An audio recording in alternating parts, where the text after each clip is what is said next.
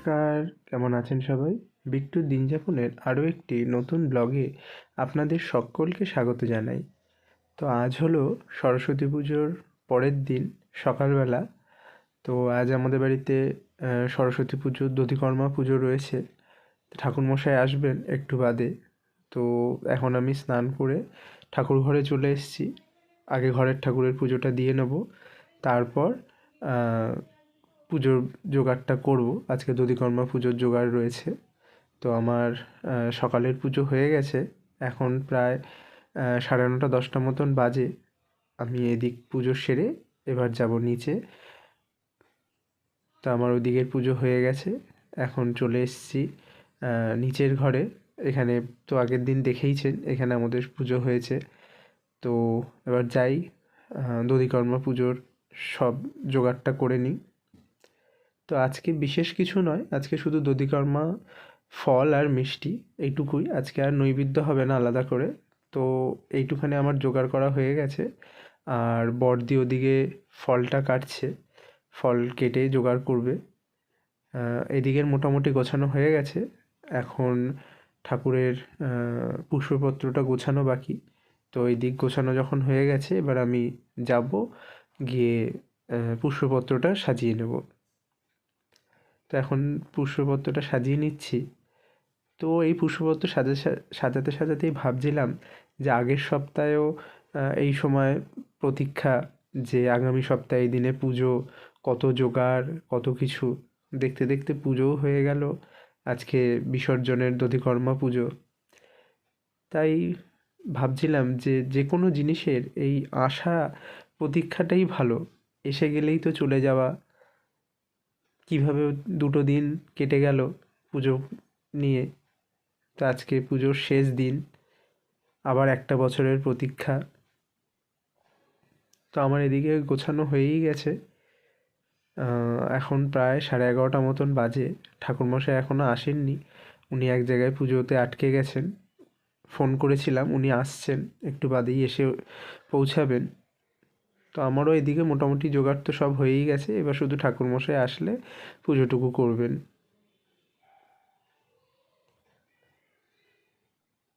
তো এখন প্রায় বেশ বেলাই হয়েছে ঠাকুরমশাইয়ের আসতে, একটু লেট হয়েছে আজকে। তো যাই হোক, ঠাকুরমশাই এসে গেছেন, এবার পুজো শুরু হবে।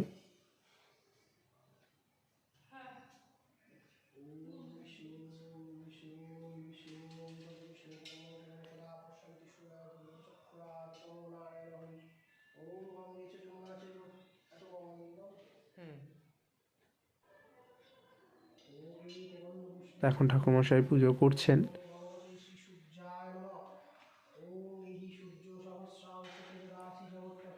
আসলে এই কটা দিন শরীরের অবস্থা খুব একটা ভালো ছিল না। তো সেই জন্য এই কদিন আমি ঠিক করে ব্লগগুলো দিতে পারিনি।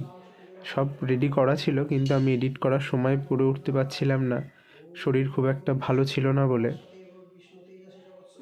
এছাড়াও কিছু অন্য কাজও ছিল, তার জন্য ভিডিওগুলো এডিট করতে পারিনি। তো একটু দেরিই হলো ভিডিওগুলো দিতে।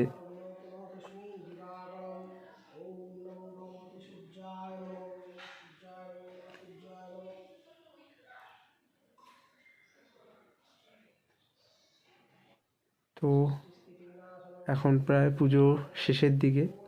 এরপর ঠাকুরমশাই আরতি করবেন। আরতি হয়ে গেলেই ঠাকুরের ঘট বিসর্জন, তারপরেই আজকের দধিকর্মা পুজো শেষ।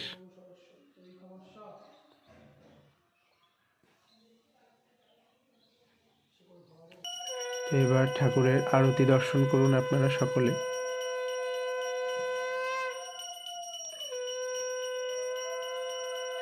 মায়ের আশীর্বাদে বছরের আগামী দিনগুলো সবার খুব ভালো কাটুক।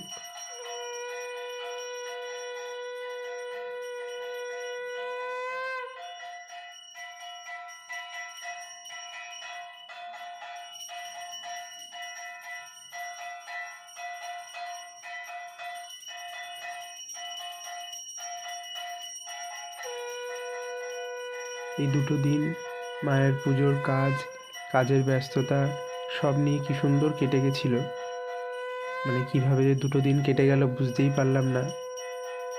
যে কোনো জিনিস এটাই হয় যে যতক্ষণ পুজো বলুন, কোনো ভালো উৎসব বলুন আসছে, সেই আসার অপেক্ষাটাই ভালো। এসে গেলেই তো যাওয়ার পালা। আবার একটা বছরের অপেক্ষা, আগামী বছর আবার যেন সবাই আমরা সুস্থ থাকি। মায়ের কাছে সেটাই প্রার্থনা, যেন আগামী বছর এইভাবেই মায়ের পুজোর আয়োজন করতে পারি আমরা সকলে মিলে। সেই আশীর্বাদই মায়ের কাছে প্রার্থনা করছি। তো পুজো হয়ে গেছে, এবার মায়ের বিসর্জনের পালা। তবে আমরা ঠাকুর বিসর্জন করি না। আমাদের প্রতি বছরে আগের বছরের যে ঠাকুরটা থাকে সেটা বিসর্জন হয়, আর এই বছরের যে ঠাকুরটা এইটা এই বছরটা পুরো আমাদের বাড়িতেই থাকে। তো এখন পুজো হয়েই গেছে, এরপর পরের দিন আমরা এই ঠাকুরটা আমাদের ঠাকুর ঘরে নিয়ে গিয়ে আবার রেখে দেবো। আর গত বছরে যে ঠাকুরটা এতদিন আমাদের বাড়িতে ছিল সেইটা বিসর্জন হবে, মানে জলে দেওয়া হবে, আর এই ঠাকুরটা এখন আমাদের বাড়িতেই থাকবে ঠাকুর ঘরে। যাই হোক, পুজো হয়ে গেছে, এখন যাব, অনেকটাই বেলা হয়েছে। এখন আশেপাশে কয়েক জায়গায় প্রসাদ দেওয়ার আছে, তো প্রসাদ গোছানো হয়ে গেছে। তো এবার আমি যাব সবাইকে সেটা দিতে। তো আজকের আমার ব্লগ ভিডিওটা আমি এখানেই শেষ করলাম। আর আজকের আমার এই ব্লগটা আপনাদের সকলের কেমন লাগলো সেটা অবশ্যই জানাবেন কমেন্ট করে। আর আপনাদের সরস্বতী পুজো কেমন কাটলো সেটাও জানাবেন। আমার চ্যানেলটাকে অবশ্যই লাইক ও সাবস্ক্রাইব করবেন। সবাই ভালো থাকবেন, সুস্থ থাকবেন। ধন্যবাদ।